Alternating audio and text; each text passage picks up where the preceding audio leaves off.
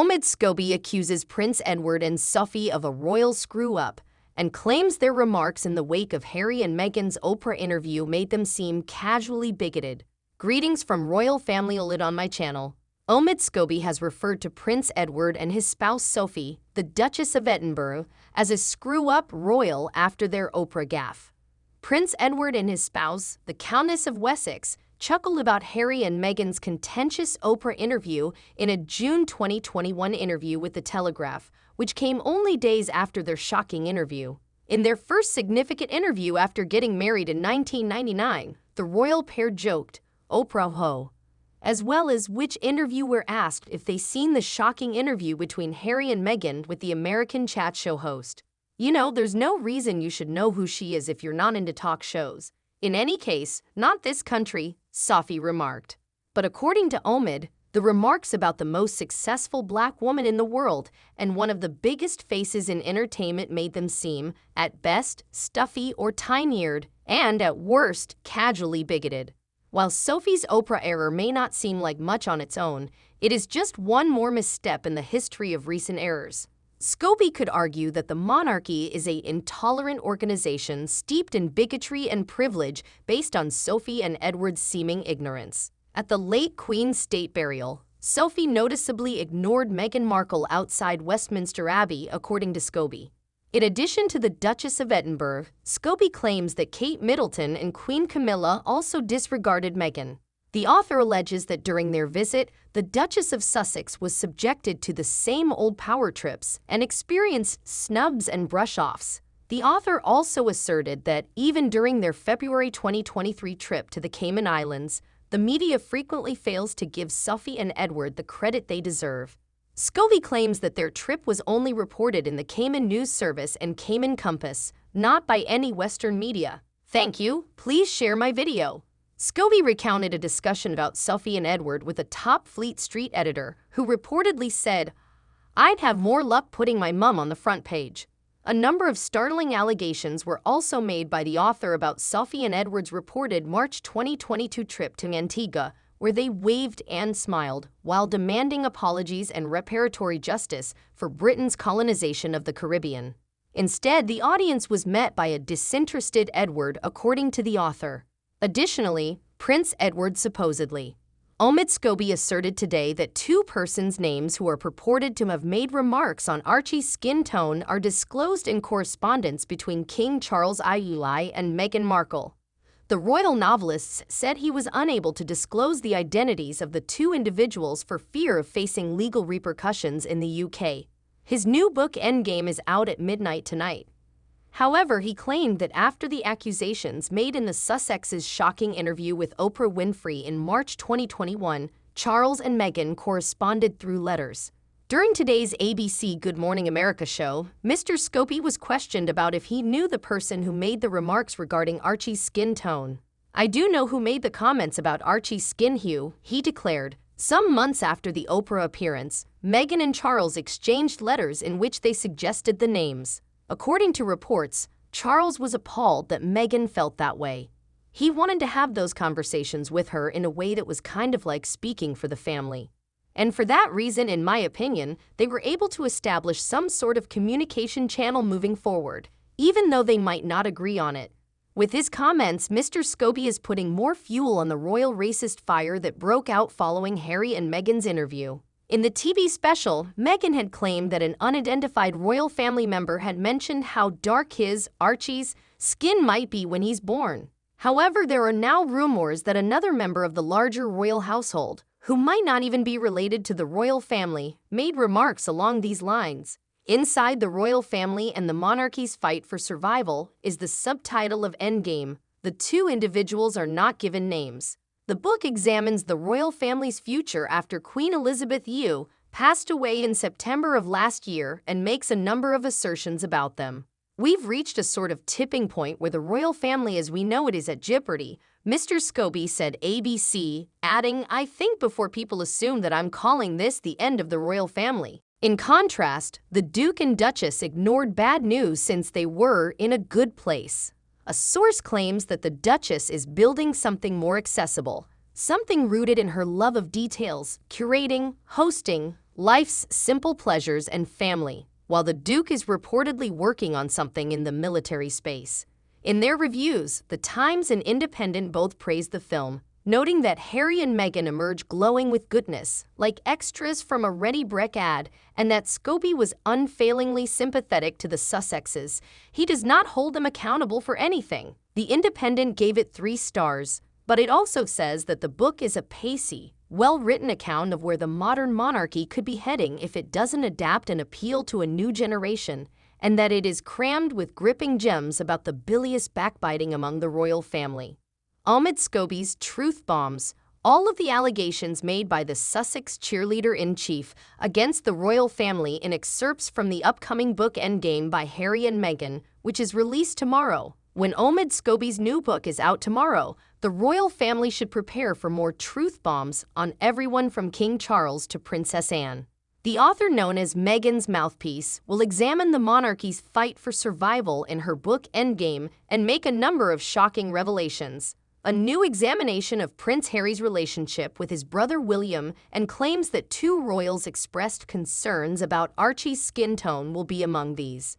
In addition, Mr. Scobie says Prince Charles warned his family not to put their trust in Harry and that Queen Camilla commended Piers Morgan for standing up for the royal family against Meghan.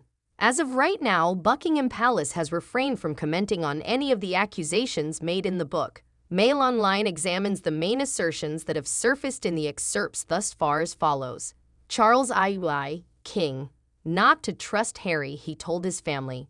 According to the French magazine Paris Match, Endgame discloses a message that was shared among the royal family following the publication of Harry's memoir Spare, warning them not to put their trust in him. 3 weeks after the book was released, Prince Harry reportedly called Prince Harry's father to wish him well.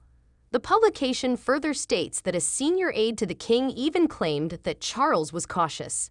He wished to keep their conversation to a light-hearted interchange. The informant claims that the family's general consensus toward Harry was not to trust him and that everyone took this advice extremely seriously. Even though Charles and the Sussexes have a tense relationship, she and Harry continue to keep him updated by sending him photos of their children.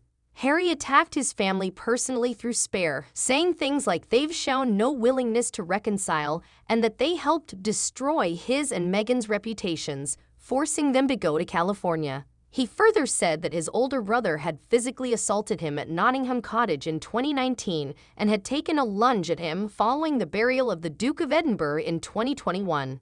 The prince also talked about the alleged conversation he had on the day of the Queen's passing with his father, the King, during which the Duchess of Sussex was allegedly forbidden from attending Balmoral with the rest of the family. As a pampered royal, Charles gets his shoelaces pressed. According to the book, Charles is a pampered royal who has his shoelaces straightened for him. Additionally, Mr. Scobie claims that His Majesty demands to travel with opulent bed linens with a 1,000 thread count that are flawlessly steamed. In yet another attack, Mr. Scobie claims that Charles enjoys having someone apply a single inch of toothpaste to his toothbrush as part of his nighttime ritual. The Sun published an excerpt from his new book Endgame that says, when laces become even slightly frayed, a staff member has to replace them right away with a clean, ironed pair. There is even a rumor, which, oddly enough, sources have confirmed, that Charles enjoys having someone apply precisely 1 inch of toothpaste to his toothbrush before going to bed. Thank you for subscribing to my channel. Charles spoke with Harry in a cautious manner. Family members were warned not to trust Charles following the release of Spare, and Charles was cautious in his conversations with Prince Harry, according to Mr. Scobie. The cheerleader for the Sussexes divulges details of an alleged discussion between Charles and his son Harry, who reportedly contacted to discuss his scathing memoir after it was published in January. He goes on to explain that the king was cautious, adding that family members were told not to put their trust in Harry and to disregard the book's assertions as well as what he was saying to support them. A feature interview with Mr. Scobie and excerpts from Endgame have been published by the French magazine Paris Match. Regarding Charles' approach to the conversation, the journal quotes a close source as saying, he wanted to limit their discussion to a harmless exchange. The family's general consensus toward Harry was to not trust him. It was taken quite seriously by all.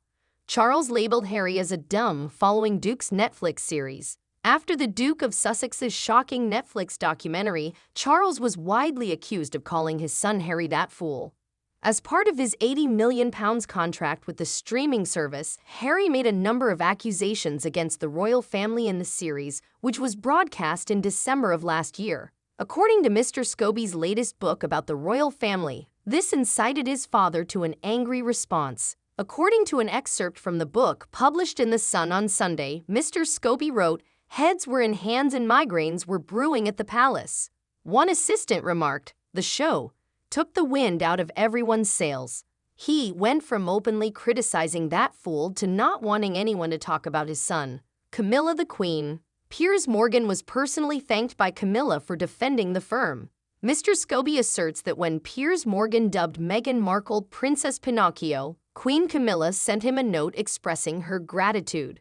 Speaking with Oprah Winfrey in March 2021, the King's wife supposedly complimented the British journalist and broadcaster for defending the firm and standing up to the Duchess of Sussex, following her and Harry's barrage of criticism of the royal family. Following the couple's global broadcast of their interview on CBS and ITV, which reached tens of millions of viewers, Mr. Morgan, 58, tweeted that he wouldn't believe Meghan if she read me a weather report. Later, he dubbed Meghan Princess Pinocchio in a Mail Online essay.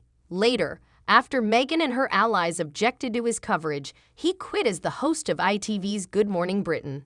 As per the New York Post, Mr. Scobie's latest book Endgame asserts that Piers received a telegram from Queen Camilla expressing gratitude for his backing of the royal family. The Sussexes had accused the royal family of being prejudiced toward Archie and neglecting Meghan, who was allegedly suicidal. According to Mr. Scobie, a royal aide informed him that while Camilla would never publicly respond to Meghan and Harry's criticisms, she did express gratitude to Piers because someone was standing up to Meghan. According to some reports, she might have written him a note. The royal palace refrained from responding. Piers Morgan has been contacted to react by Mail Online. Harry Potter doesn't care and ready to forget if he doesn't receive an apology. According to the book, Harry may be prepared for his family's reconciliation after the prince reportedly declared, "I'm ready to forget." Receive a clarification or an apology? Who cares at this time, you say? The assertion surfaced in Paris Match last week, when sources close to the prince disclosed to specific media outlets that he had a cordial chat with his father when the latter called to wish the prince a happy 75th birthday. There was speculation earlier this month that things were improving between them. But there's little chance that the release of Endgame will increase the likelihood that Harry and his family will get along in the future. This is especially true in light of Mr. Scobie's plans to level fresh personal jabs at senior royals like Charles, William, and Kate. The Sussexes have denied being affiliated with the book, and Mr. Scobie maintains that he is neither their friend nor did he communicate with them directly about it. However, certain information could only have originated from those who were very close to the couple if it were genuine. William ignored texts and was kept in the dark about the death of Queen. According to Mr. Scobie, the Queen's condition was kept in the dark about by the Duke of Sussex in the final hours before her death. The author of Endgame describes how, in September 2022, while the Sussexes were in the UK on a series of engagements, the palace declared that Queen Elizabeth II had been recommended to take a break by her doctors. He writes, "Until the Duke's phone rang the following morning, the Sussexes were unaware that Buckingham Palace was already making arrangements for the Queen's last hours and the early days of the monarchy's new period, an unidentified quantity. Usually, he disregarded those." According to the author, Meghan motioned for her husband to answer, and he did so just before it stopped. He goes on, Harry hadn't talked to his dad much that year, but there wasn't any friction between father and son at this time. Charles informed him that he and Camilla were on their way to Balmoral, where Princess Anne was already seated next to the Queen. Harry was instructed to head straight to Scotland by him. According to Mr. Scobie, Harry texted his brother William to inquire about how he and Kate intended to go to Scotland and if they could go together, but he received no reply. Subsequently, he was informed that Harry had successfully obtained a flight with his uncles, Prince Andrew and Prince Edward. It was distressing to observe, Mr. Scobie alleges a person close to the Sussexes told him. Harry was by himself on this entirely. Mr. Scobie claims that sources at the palace informed some media that Charles had personally informed his son of the Queen's illness. He cites a Duke's acquaintance who claims that Harry was crushed by this. Charles asked Harry to visit Balmoral without Meghan, the author continues. They simply didn't want Meghan there, a former royal advisor who was mentioned in the book said.